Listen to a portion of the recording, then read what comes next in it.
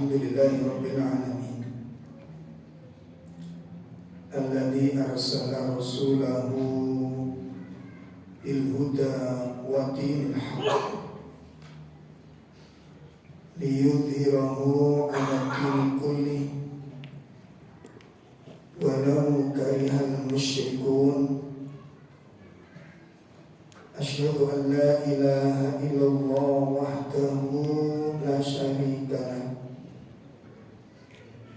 wa asyhadu anna Muhammadan abduhu wa rasuluh.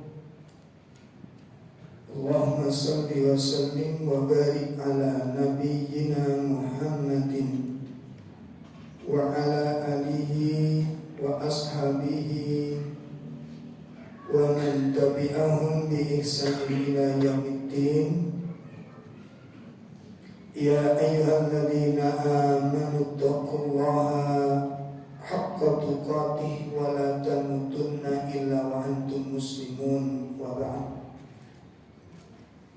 Khatul iman, bapak-bapak, ibu-ibu, jamaah majelis taklim yang semoga dimuliakan Allah Subhanahu wa taala. Alhamdulillah, malam ini kita diperkenankan oleh Allah untuk bisa hadir bersama-sama dalam majelis ilmu ini. Mudah-mudahan amal ini ikhlas semata-mata karena Allah Ta'ala, dan mudah-mudahan kita meraih semua kebaikan yang telah dikabarkan oleh Nabi Sallallahu Alaihi Wasallam. Bapak-bapak, ibu-ibu sekalian yang dimuliakan Allah, banyaknya kesibukan kita, banyaknya persoalan-persoalan hidup yang kita jalani, dan seriusnya kita memikirkan masalah-masalah tersebut. Ada sesuatu yang sangat besar terlupakan oleh kita. Ada sesuatu yang sangat urgen terlalaikan oleh kita. Apa itu? Saat kesendirian kita di alam kubur terlupakan oleh kita, terlalaikan oleh kita satu peristiwa yang sangat amat penting, yang jarang orang mengingatnya dengan baik. Coba kalau hari ini kita mengingat peristiwa itu, bahwa satu saat saya akan ada di satu tempat sendirian, dan bukan untuk santai-santai, sendirian bukan untuk senang-senang, sendirian bukan menghibur hati, bukan melihat taman-taman, bukan melihat binatang-binatang. Sendirian itu di tempat yang digambarkan oleh Nabi, pemandangan terburuk sepanjang yang saya lihat, kata Nabi. Kesendirian dalam rangka untuk menerima buah amal yang kita lakukan hari ini. Dengan kebaikan-kebaikan, kita akan terima kebaikan di tempat itu di saat kesendirian kita. Ataukah kita akan menerima keburukan-keburukan yang tidak pernah terbayangkan, penyesalan-penyesalan yang tidak bisa ditebus, penyesalan-penyesalan yang tidak bertepi, penyesalan-penyesalan yang tidak bisa diulang. Dan sekiranya hari itu kita berteriak sekeras-kerasnya, tidak satu pun orang akan mendatangi kita untuk menolong dan meringankan beban kita. Maka tolong diingat saat kesendirian kita di alam kubur. Oleh karena itu Rasulullah SAW menyebutkan ketika ditanya tentang man abyasu minan nas, siapa yang paling cerdas di antara manusia, maka Nabi menyebutkan di antara orang yang paling cerdas adalah orang-orang yang wal amila lima ba'dal maut qablal maut. orang yang melakukan suatu amal ibadah, ya, orang yang melakukan suatu amal ibadah lima ba'dal maut, untuk persiapan setelah kematian, qabla maut, sebelum kematian itu datang. Itu orang yang cerdas. Kenapa Nabi menyebutkan itu cerdas? Karena orang itu menyiapkan masa yang sudah digambarkan oleh Nabi SAW. Karena kita akan melewati tempat itu dan akan tinggal di situ. Suka atau tidak suka, siap atau tidak siap, ridho atau tidak, menyakitkan atau menyenangkan, itu akan kita lewati. Ya, kita akan mungkin di tempat ini, di waktu yang telah ditentukan oleh Allah. Berapa lamanya Allah Ta'ala. Ya, maka dalam hal ini Bapak-bapak sekalian, ada beberapa poin penting untuk kita pahami bersama, sehingga nanti kalau kita sudah memahami dengan baik dan benar, itu pasti akan merubah pola hidup kita. Akan merubah pola hidup kita. Kita akan bergegas untuk melakukan sesuatu. Karena saya sampaikan bahasa cangkruan kita, bahasa cangkruan kita.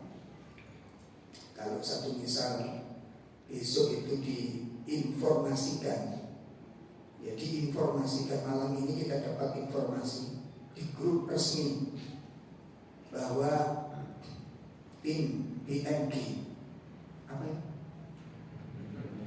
Apa? BMG kurang tanya.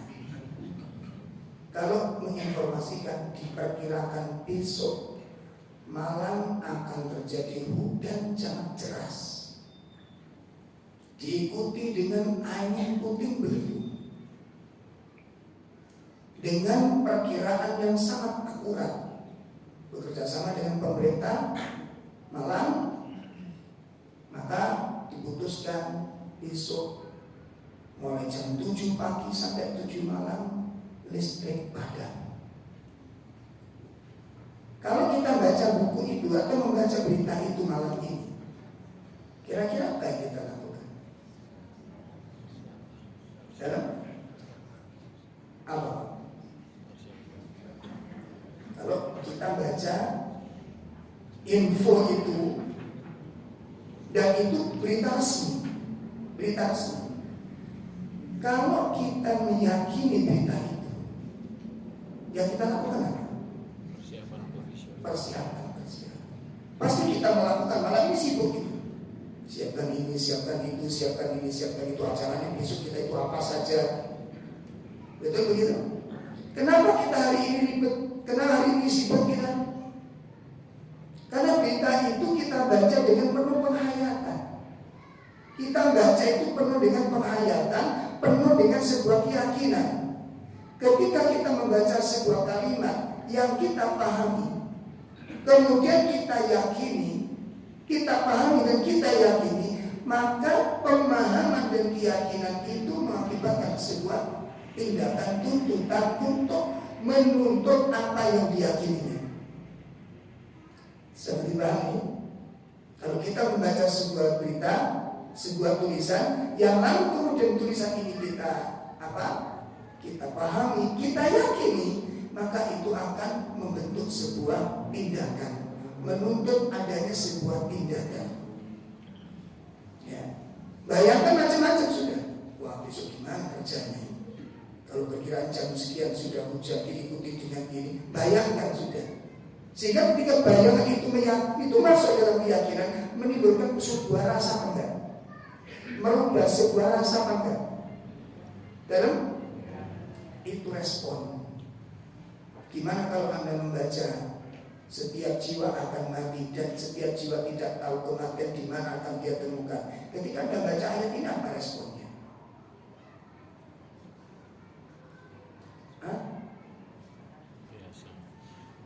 Kenapa tidak ada respon?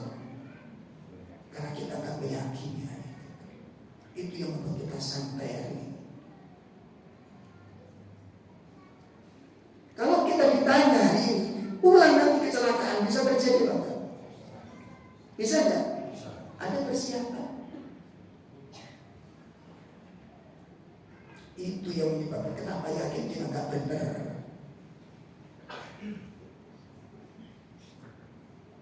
Bukankah kita meyakini kematian ini bisa terjadi kapan saja? Ya benar, ada persiapan kapan saja. Ada keyakinan kapan saja? Nggak ada. Ini yang menunjukkan bahwa iman kita belum benar. Ini berita bukan dari BMKG, ini berita bukan dari pemerintah, ini berita dari Allah Azza wa Jalla. Tapi lihat sikap kita selama ini, tidak membenarkan berita itu, sehingga tidak sedikit orang-orang yang saat dicabut nyawanya, dia belum punya persiapan apapun untuk itu. Bagaimana ketika itu dialami oleh kita gitu sekalian? Ini yang saya maksud lupa. Makanya ulama-ulama soleh di zaman dahulu, karena yakin dengan peristiwa ini, maka setiap saat, setiap waktu mereka ada persiapan untuk apa?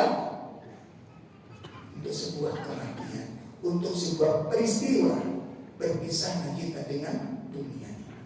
Perpisahan kita dengan dunia. Kenapa kita nggak pernah persiapan? Sampai mama dong mama. Rekreasi pada kematian itu bisa terjadi di tempat itu. Sehingga kalau orang meyakini dengan benar ayat-ayat tentang kematian tersebut, maka orang itu akan memiliki ketakwaan sebagaimana dipesankan oleh Nabi SAW, ittaqillaha haitsu ma kunta. Bertakwalah kamu kepada Allah di mana saja kamu. Kenapa? Karena kematian itu bisa terjadi kapan saja dan di mana saja. Itu korelasinya ayat dengan hadis. Dan itu yang diamalkan oleh ulama-ulama sunnah.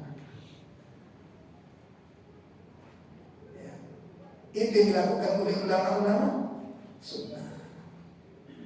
Kematian itu bisa terjadi kapan saja, di mana saja. Karena meyakini peristiwa ini, maka para ulama menyiapkan kematian itu di setiap waktunya. Coba kita lihat kita bagaimana. Ini yang perlu kita perbaiki jemaah. Itu poin pertama. Poin kedua.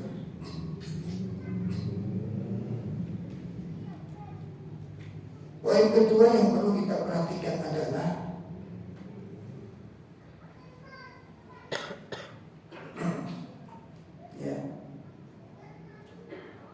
poin kedua yang perlu kita perhatikan adalah bahwa di alam kubur itu ada dua kemungkinan. Ada dua kemungkinan. Kemungkinan pertama,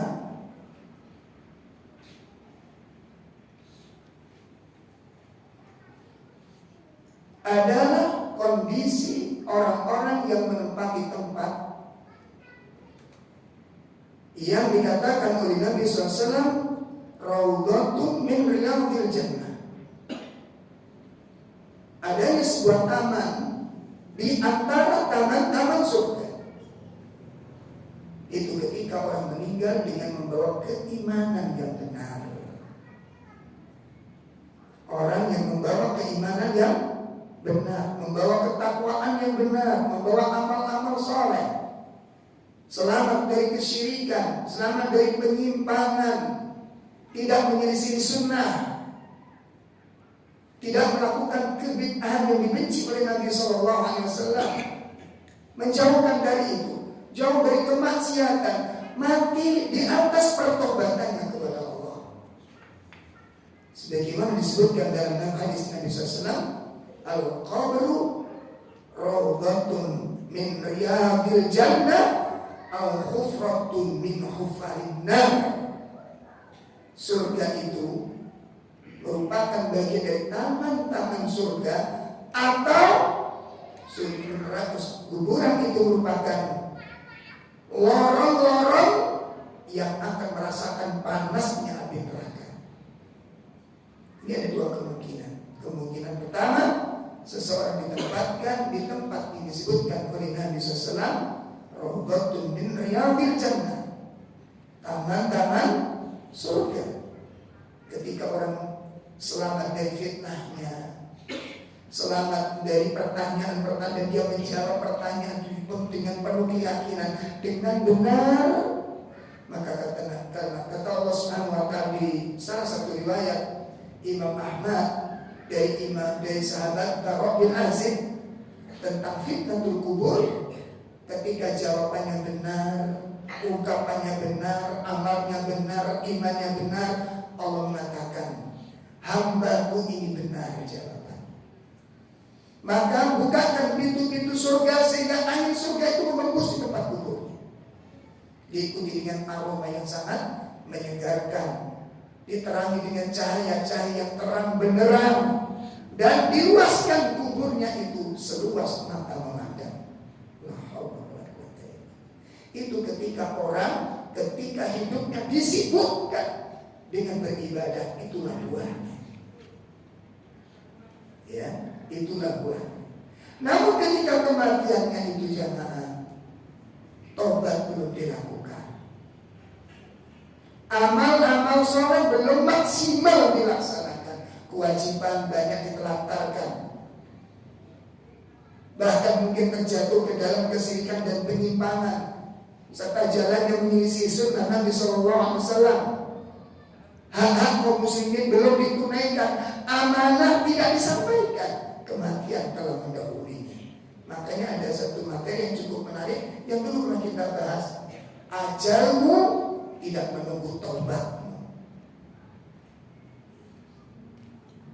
Artinya apa Pak? Artinya apa? Allah mencapai kita itu nggak nunggu kita ini taubat dulu, sementara kita kan nanti terus taubatnya. Sampai Allah sendiri capek melihat kita kalau taubat itu. Nggak taubat kita. Kasih kesempatan. Coba kita lihat kemarin 2 tahun menggigil ketakutan, kematian dekat dengan kita. Betul Pak? Betul? Berita kematian di mana-mana, speaker di mana-mana, pengeras suara di mana-mana, WA di mana-mana, kematian seakan-akan kematian itu dekat dengan kita. Jalan kemana-mana nggak boleh, ke masjid dibatasi, tersiksa hidup ini. Kita ingin ya Allah bebaskan kami dari ini. Kami akan mengabdi, kami akan mengkaji, kami akan taat. Begitu dibebaskan, lihat tingkah pola kita. Umat, sehingga joget 2 tahun langsung umat joget ini. 17 sampai kira-kira betul kata-kata. Batin saya melihat, ingat kemarin saya turun kapok. Ini kayaknya perlu diturunkan yang lebih serem dari kemarin. Lebih bagus itu kayaknya Pak. Kalau kemarin bersin-bersin, kalau sekarang mungkin baru mati. Kayaknya lebih bagus itu ya. Inilah makanya kenapa ketika orang meninggal dunia, Rabbirji'un, Allah katakan kala huwa qailuha. Sekali-kali tidak Allah kembalikan aku akan beramal-amal yang soleh. Dulu 2 tahun yang lalu ngaji online itu ya tersiksa. Gak enak sekali ngaji. Gimana? Gak enak sholat direnggangi. Cinta boleh, rapat gak boleh. Gimana rasanya nikmatnya sholat gimana? Nikmatnya jamaah gimana? Hampa. Belum lagi imamnya bersih-bersih lagi. Masya Allah. Iya demi Allah ini kita bisa merasakan itu, Nah oleh karena itu yang kedua ini tolong diperhatikan dengan sebaik-baiknya. Ya diperhatikan sebaik-baiknya. Nah kemudian berikutnya,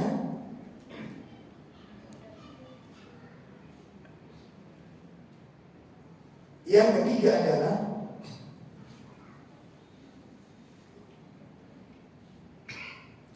bahwa alam kubur itu ada himpitan. Ada himpitan dan semua kecuali para nabi, para rasul, semua merasakan himpitan itu. Semua tanpa sisa.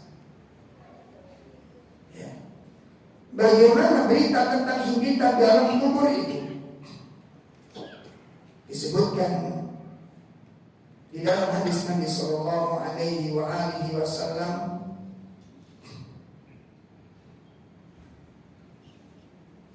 bagaimana himpitan itu terjadi. Pertama, hadis dari Aisyah radhiyallahu anha, anna Nabiy sallallahu alaihi wasallam qala, inna lil qabri darqatan. Sesungguhnya di alam kubur itu akan terjadi penghimpitan. Walau kana ahadun najian, seandainya ada orang yang selamat dari himpitan itu, najamina Sa'ad bin Mu'ad, maka orang yang diselamatkan Allah adalah sahabat Sa'ad bin Mu'ad. Tapi ternyata sahabat Sa'ad bin Mu'ad dihimpit sejenak, kemudian dibebaskan dari himpitan itu. Karena sahabat Sa'ad bin Mu'ad memiliki keistimewaan yang luar biasa. Sahabat Sa'ad bin Mu'ad nanti bisa dilihat bagaimana tarikh beliau, apa keistimewaannya. Sampai beliau itu memiliki beberapa sapu tangan. Yang sapu tangan itu menjadi lap darahnya ketika membentengi Nabi Sallallahu Alaihi Wasallam. Jadi dia menjadi bentengnya Nabi Sallallahu Alaihi Wasallam. Tubuhnya itu juga tameng, ketika panas itu meluncur tubuhnya yang dikasihkan karena menghina, menyayangkan tubuh Rasulullah Sallallahu Alaihi Wasallam. Maka Nabi menjamin dengan jaminan semulia-mulianya, sampai dikatakan sapu tangannya, salah satu sapu tangannya Sa'ad bin Mu'ad itu mengalahkan dunia dan isinya ini. Makanya Nabi SAW mengatakan, kalau ada orang yang selamat dari himpitan kubur, orang itu adalah Sa'ad bin Mu'ad. Tapi Sa'ad bin Mu'ad dihimpit sejenak, kemudian dibebaskan. Itu karena memiliki keistimewaan. Ini hadis yang pertama diriwayatkan oleh Imam Ahmad. Hadis ini sahih. Dalil yang kedua, an Abdullah bin Umar radhiyallahu anhu anna Nabiy sallallahu alaihi wasallam qala, masyaallah, ketika sahabat Sa'ad bin Mu'ad meninggal, apa komentar Rasulullah sallallahu alaihi wasallam? Hadzal ladzi taharraka lahul arsy. Masyaallah, laki-laki ini, lelaki ini yang membuat arsy itu berguncang. Wa futihat lahu abwabus sama, dan akan dibukakan baginya pintu-pintu langit. Wa syahidahu sab'una alfan minal malaikah, dan disaksikan oleh 70.000 malaikat. Tentang apanya? Tentang kebaikannya, bukan manusia. Yang menyaksikan kebaikan sahabat bin Mu'ad siapa? 70.000 malaikat. Laqad dumma dhammatan, namun dia mengalami penghimpitan di alam kubur. Tsumma furrija anhu, kemudian dia terlepas darinya, dibebaskan oleh Allah Subhanahu wa ta'ala. Hadis diriwayatkan oleh Imam An-Nasa'i, dan derajat hadis dikatakan sahih oleh para ulama. Ini kisah tentang himpitan orang-orang yang saleh, dan mudah-mudahan dengan amal-amal saleh kita lakukan. Mungkin kita ala kadarnya amal ini, tapi mudah-mudahan dengan kemurahan Allah kita termasuk orang-orang yang diselamatkan dari masalah ini. Kemudian Nabi menyebutkan bagaimana himpitan yang Allah berikan kepada orang-orang munafik, yang dia bebas berkelana membuat kekacauan dalam Islam. kemungkinan yang Allah berikan kepada orang-orang kafir yang mengkufuri Allah dan membenci syariat Allah. Bagaimana? Disebutkan oleh sahabat Bara bin Azib, anna Nabi sallallahu alaihi wasallam mengatakan, wa yudayyaqu alaihi qabruhu, kemudian kuburnya pun menghimpitnya, hatta takhtalifa fihi adla'u, sehingga tulang-tulangnya remuk, tidak berkaru-karuan. Insyaallah. Ini diriwayatkan oleh Imam Abu Dawud dan Imam Ahmad, dan hadis dikatakan sahih oleh para ulama. Maka jamaah sekalian, sudah siapkah kita dengan kesendirian kita? Sendirian menghadapi kesulitan dan kemudahan sendirian. Diingat-ingat sendirian. Nah, kemudian jamaah sekalian, kira-kira apa yang bermanfaat bagi kita untuk waktu itu, di saat kesendirian kita di alam kubur? Kira-kira amal apa yang hari ini bermanfaat untuk menerangi kubur kita, meluaskan kubur kita, terbukanya pintu surga, kemudian angin segarnya pun dikirim ke kubur kita? Itu kira-kira amal apa saja yang bisa kita lakukan? Di antara amal-amal kita yang perlu kita siapkan hari ini untuk mempersiapkan waktu yang mengerikan ini, saat yang sangat mengerikan ini, itu apa saja kira-kira? Yang pertama adalah ilmu nafi' wa tauhid wal iman as-sahih. Ilmu nafi' wal iman as-sahih, ilmu yang bermanfaat dan iman yang benar. Ayo, ini tugas kita sekarang, sibukkan dengan itu. Ilmu, iman, sibukkan dengan itu. Ya. Allah Subhanahu wa ta'ala telah menjamin. Allah Subhanahu wa ta'ala telah menjamin orang-orang yang meninggalkan ilmu, terutama terhadap Al-Quran, buta terhadap agama, buta terhadap Al-Quran, dan ngerti tentang syariat, itu sudah merupakan kabar buruk bagi orang tersebut. Makanya jangan sampai kita menjadi orang meninggal dunia dalam keadaan buta huruf terhadap Al-Quran. Jangan sampai. Yang belum bisa segera belajar, jangan sampai dimasukkan ke dalam liang kubur kita dalam keadaan apa? Buta huruf terhadap agama ini. Jangan sampai. Kenapa? Mari kita lihat kabar buruknya dari Allah Subhanahu wa ta'ala di dalam surah Al-Isra pada ayat yang kedua. Surat Al-Isra, surat berapa? 17. Ayat 72. Wa man kana fi hadhihi a'ma fa huwa fil akhirati a'ma wa adallu sabila. Dan barang siapa buta hatinya di dunia ini, maka di akhirat dia akan buta dan tersesat jauh dari jalan yang benar. Masya Allah. Barang siapa hatinya buta terhadap agama ini, maka kelak di akhirat, apa kata Allah? Dia akan dibutakan oleh Allah dan dia akan tersesat dari jalan Allah Subhanahu wa ta'ala. Ini kabar buruk. Makanya kita usahakan berilmu. Kenapa? Ilmu huwa nur. Ilmu itu merupakan cahaya. Cahaya di mana? Cahaya di dunia. Wa nur fil akhir.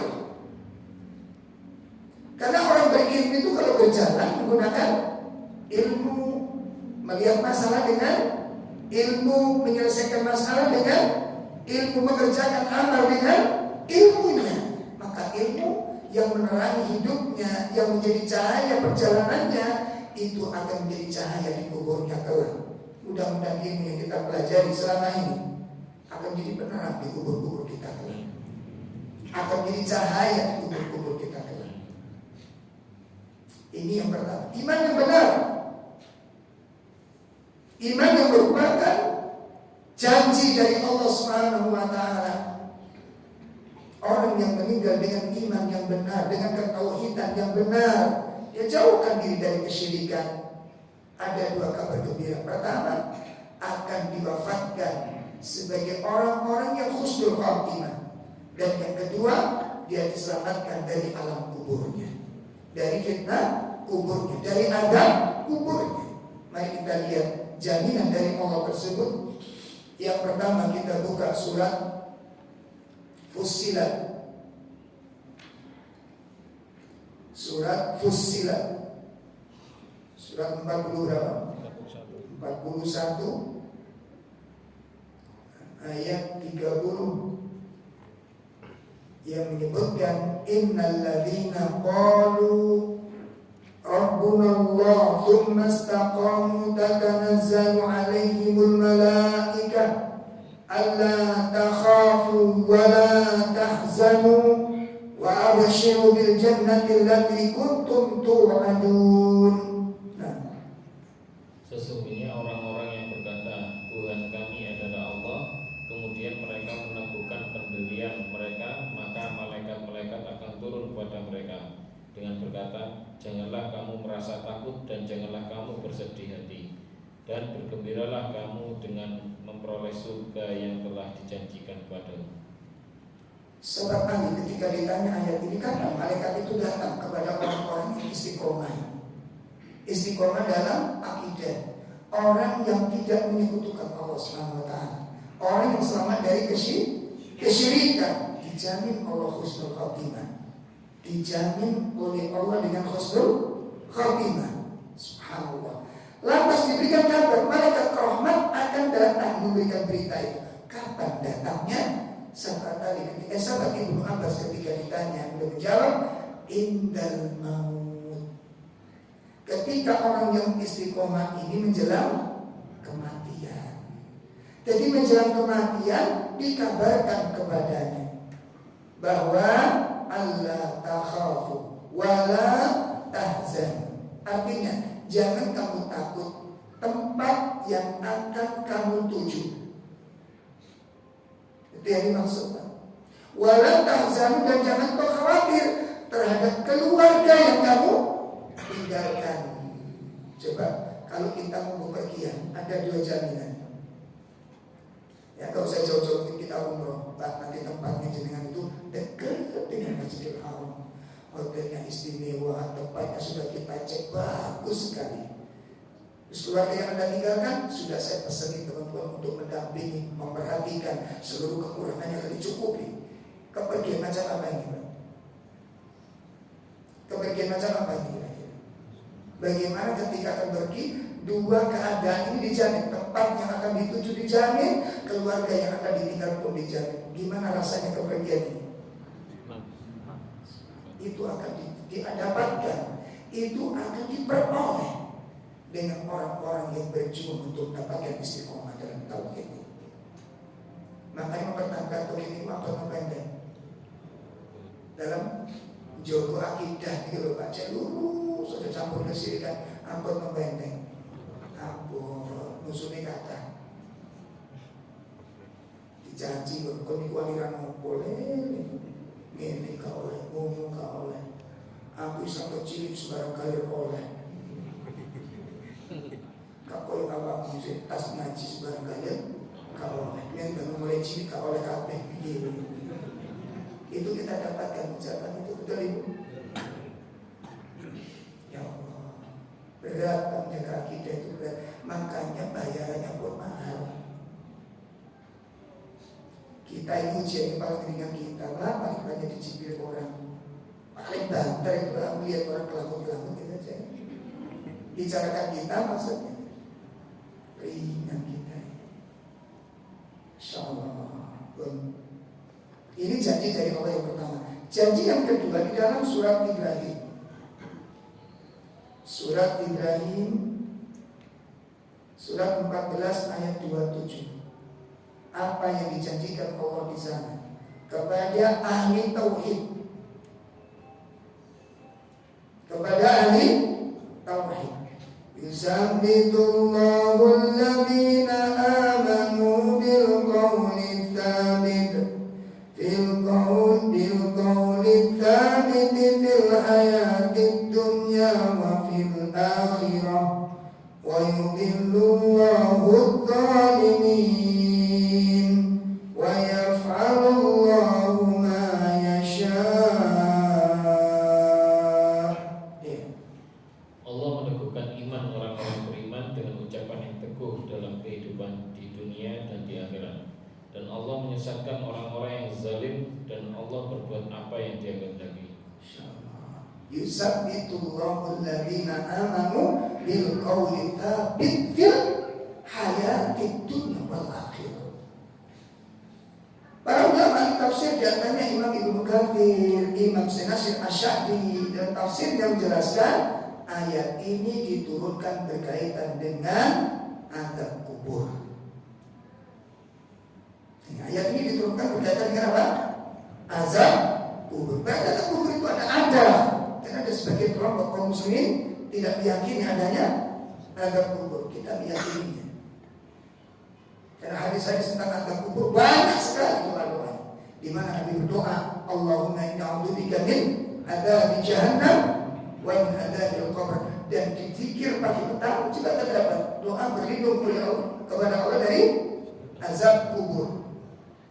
Dan salah satu yang menyelamatkan orang dari azab kubur akidah at-tauhid.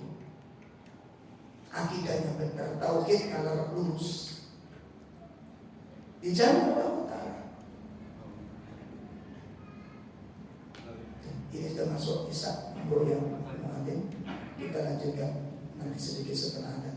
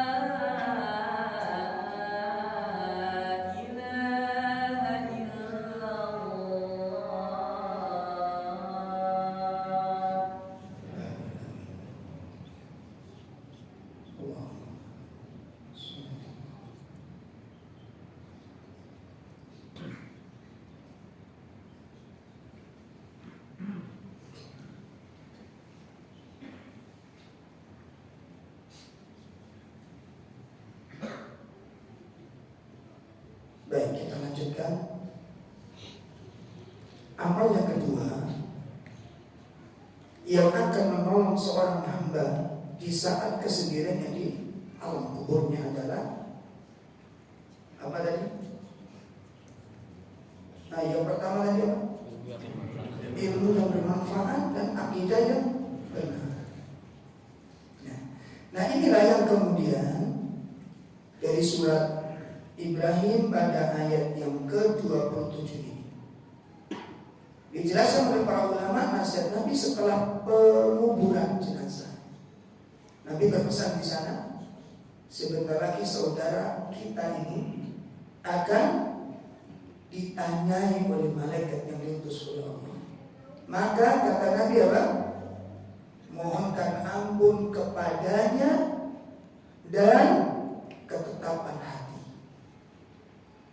Maka kita dianjurkan berdoa sebelum kita meninggalkan tanah penguburan tersebut. Doa ini yang kita baca. Allahumma ighfir lahu wasabbithu bil qawli sabit bil hayatid dunya wal akhirah. Doa ini yang kita baca. Kadang-kadang kita teman-teman tak dengarkan gitu kan, sambil ngomong tanah kuburan. Allahumma sholli ala Muhammad. Pokok selamat yang dibaca. Pesannya Nabi apa? Doakan dia agar mohonkan ampun untuknya dan doakan keteguhan hatinya. Kenapa? Sebentar lagi akan ditanya tentang siapa rohmu, siapa nabimu, bagaimana agamamu, ditanyakan. Dan itu bukan jawaban yang bisa dihafalin sekarang.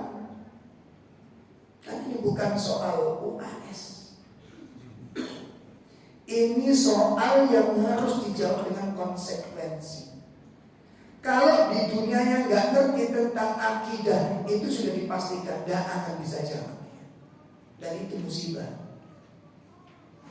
Ya Allah. Makanya sekarang kita pelajari tentangnya. Makanya para ulama ada menulis kitab itu. Salah satu usul. Ada disebut dengan kitab Usulus Salasah. 3 landasan utama itu persiapan untuk menjawab pertanyaan dalam kubur. 3 kitab. Dan 3 landasan utama. Marrobuka. Ini disebut dengan ma'rifatullah, ma'rifatul Islam, ma'rifatul Nabi. Mengenal Allah, mengenal Islam, dan mengenal Rasul SAW. Ketika kita ditanya, ilmu dan iman kita yang kita dapatkan itu yang akan menjawab. Makanya kita disuruh mendoakan. Apa doanya? Allahumma ighfir lahu wasabbithu bil qawli sabit fil hayatid dunya wal akhirah. Jadi ketika ditanya itu ilmu dan imannya yang jawab. Jelas ini? Walaupun sebagian kita lihat ada orang yang meninggal dunia setelah di pemakaman diajari, diberitahu, dikabarkan, fulan, sebentar lagi kamu didatangi oleh malaikat. Ada begitu ya? Maka siapkan jawabannya. Gak bisa jemaah. Ini bukan bocoran. Itu kan bocoran. Dan yang lebih kamu gak usah takut lu. Itu kalau mayat itu bisa dia coba inte yang masuk sini. Ini kekeliruan. Masya Allah, kamu gak usah takut. Antum tahu gambaran malaikat penanya dari kubur itu kayak apa bentuk? Di dalam kitab Aryat An-Nadhirah itu disebutkan gambaran malaikat penanya itu yang satu berwarna kehitam-hitaman, yang satu kebiru-biruan. Antum didatangi dua malaikat ini sendirian siang untuk menanyakan sesuatu yang diamanahkan oleh Allah di dalam dunia ini. Agama itu amanah. Makanya akidahnya dibenarkan, agama dibenahi, akidahnya dibenahi. Makanya disebutkan yusabbitullahu alladziina aamanu bil qawli tsabit fil hayati dunya wal akhirah. Orang akan teguhkan Allah hatinya.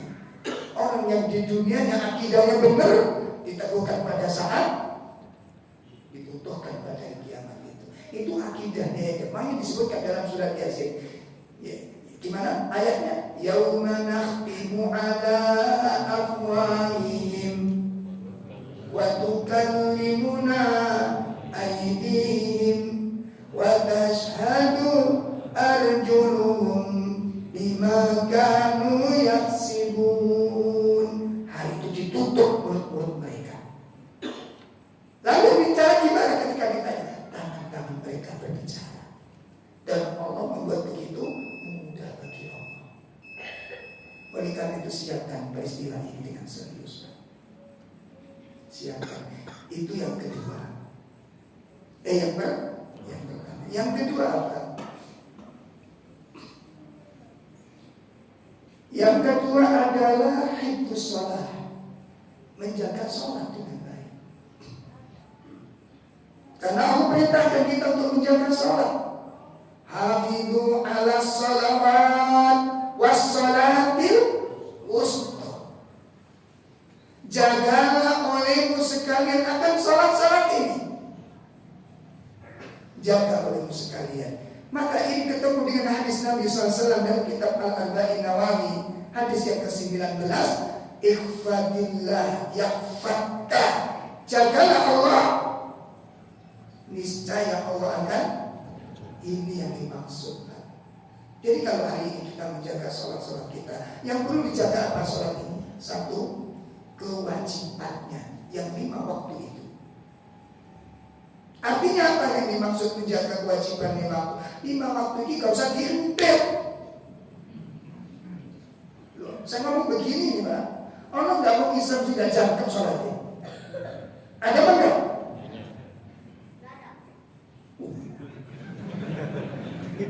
Ini risiko umat. Allah, banyak Pak. Kadang-kadang mau sholat subuh, makanya suka-suka dulu Pak. Ada gak? Kadang-kadang Masya Allah si fulan maghrib udah datang gantung gitu. Isanya enggak ada, ghaib. Subuh ghaib, zuhur ghaib, asar ketemu lagi. Dan kadang-kadang memang enggak sholat. Enggak sholat memang. Jadi ada sebagian yang sholatnya apa? Suka-suka. Masya Allah. 5 waktu jangan dikurangi, jangan. Itu yang pertama yang perlu dijaga. 5 waktu dari kewajiban. Yang kedua apa? Waktu mawaqiti. Waktu-waktunya dijaga. Disetel. Dikondisikan. Ibu-ibu terutama, kalau sudah masuk 2:30, enggak usah korak-korak lah. Mau sampai boleh korak gitu. Akhirnya sholatnya, bapak-bapak tahu begitu diingetin istrinya. Itu tugas panjenengan. Itu. Jelas ya? Atau kalau di kantor, ingatkan istrinya di rumah. Dia udah sholat belum? Ini asar ini. Belum bang. Lu kenapa? Cek cuci-cuci. Udah ditinggalin, nanti cuci ya.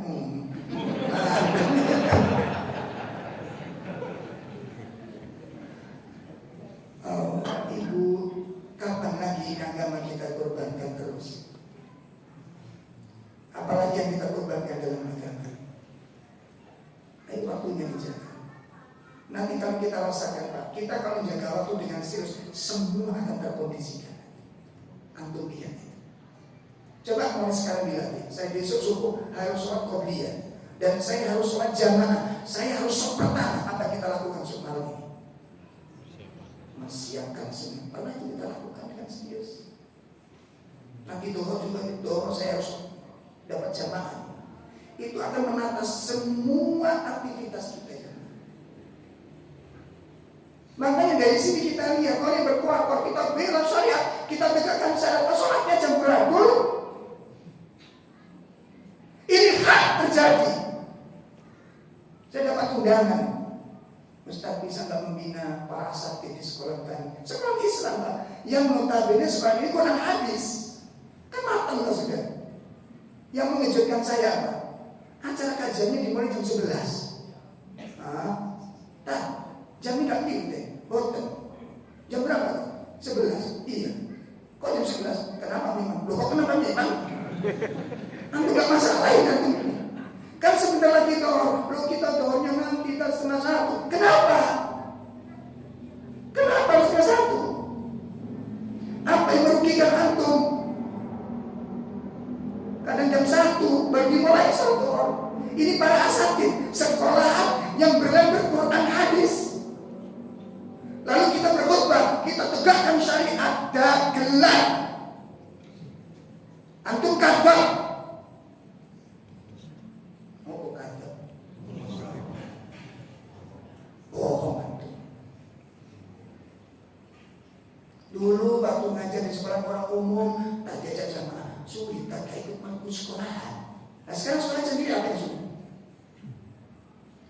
Anu apa? Apa sebetulnya anak-anak diajak sholat? Bagaimana untuk berkhutbah, menyampaikan kita tegakkan? Makanya anak-anak lulusan dari tempat ini yang SMA kan sudah terbiasa sholat yang molor, nggak sholat tepat waktu Pak. Jajan itu naik cita di jilebet, tapi jajannya apa?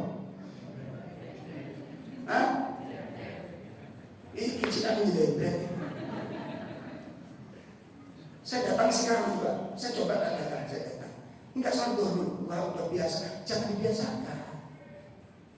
Apa membikin kita soal sinar nanti kita lanjutkan? Atau sebenarnya disetel, pabrik dewi Pak. Biar kalau mau jadi pabrik Cino. Saya coba alasannya. Kayak punya pengelola sekolah itu, maaf antum, kita kadang-kadang bertanya menegakkan syariat. Saya apa yang kita tegakkan? Ini tiangnya agama sudah ditelantarkan. Ada nggak yang lebih penting daripada salat? Khalifah Umar bin Khattab ketika menulis surat kepada gubernur, apa suratnya? Itu dibacakan oleh Imam Ahmad. Ayyuhal ulah, hai para gubernur, inna ahammi umurikum indi as-shalah. Itu wasiatnya Umar pada gubernur dipimpinnya. Sesungguhnya urusan kalian yang paling aku anggap penting dalam urusan dalam pandanganku itu sholat. Lalu apa kata beliau? Man hafidhah dinahu. Barang siapa yang menjaga sholat, maka dia akan menjaga agamanya. Dan barang siapa waman adaya'u min waman dayyuha waman dayya'aha, barang siapa yang menyia-nyiakan sholat, fama siwa adaya'u, maka selain sholat akan lebih disia-siakan. Kalau sholat yang merupakan tiang agama disia-siakan, bagaimana selain sholat? Lebih disia-siakan. Jelas ini? Maka sholat ketika kita jaga, kita akan dijaga oleh Allah Subhanahu wa Ta'ala. Dan Rasul sallallahu alaihi wasallam telah menyebutkan hal ini. Nabi sallallahu alaihi wasallam telah menyebutkan hal ini bahwa as-salat nurun. Salat itu cahaya. Imam Ibnu Rajab menafsirkan salat itu cahaya, nur. Apa makna nur? Nurun fi wajhi, wa nurun fi qalbi, wa nurun fi qabri. Masyaallah. Salat itu cahaya. Satu, cahaya pada wajahnya. Kalau orang sholatnya tenang, benar Pak, wajahnya itu bercahaya Pak. Kelihatan apa? Izzah, ada kewibawaan pada dirinya. Makanya kalau anak-anak kita itu kok gak suka dengan saya, contohnya lama kita itu gampang-gampang mengkambingkan anak-anak. Anak saya itu kebut di rumah, gak suka nih. Lalu, raine ini.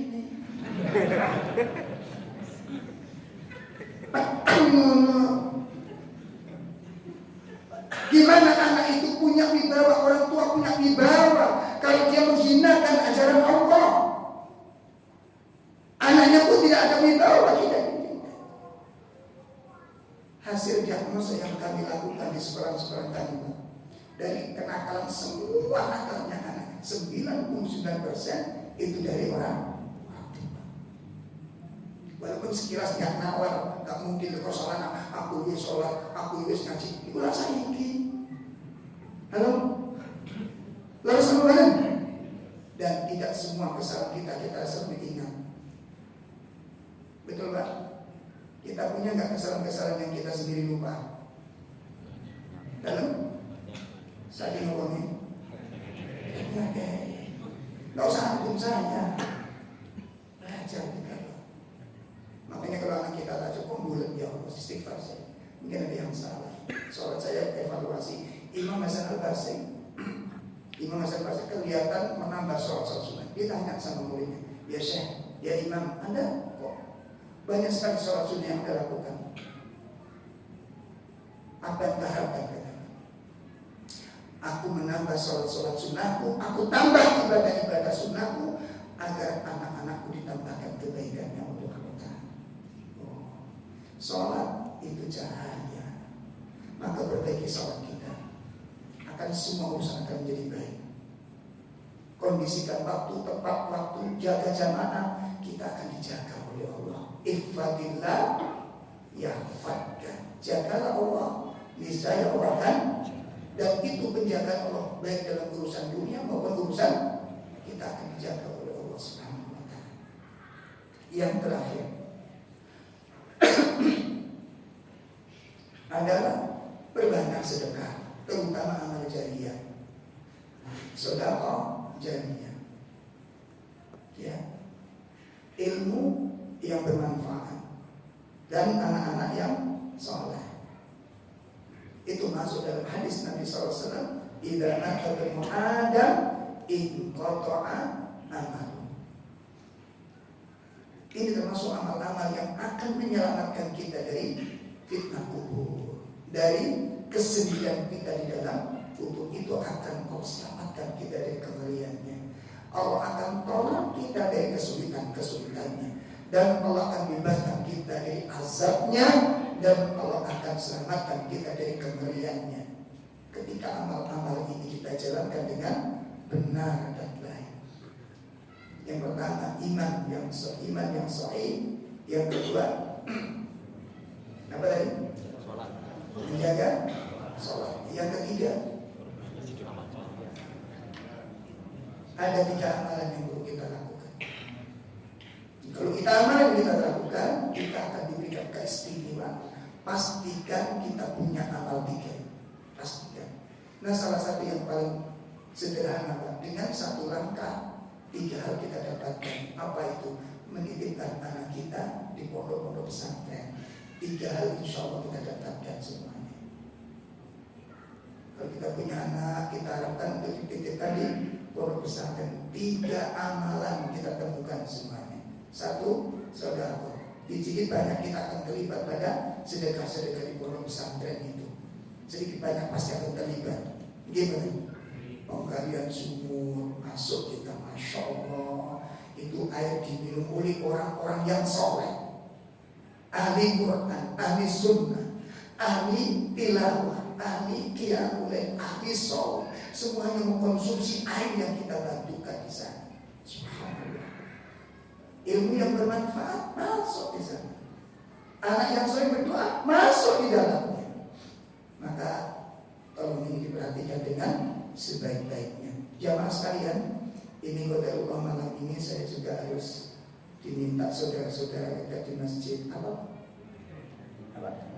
Nur Hidayah untuk belajar bareng-bareng di sana. Dengan demikian untuk kajian malam ini di sini kita cukupkan. Sebenarnya ini ada sekitar 13 amalan. Ya, 13 amalan yang bisa membantu seorang ketika sendirian di alam kubur.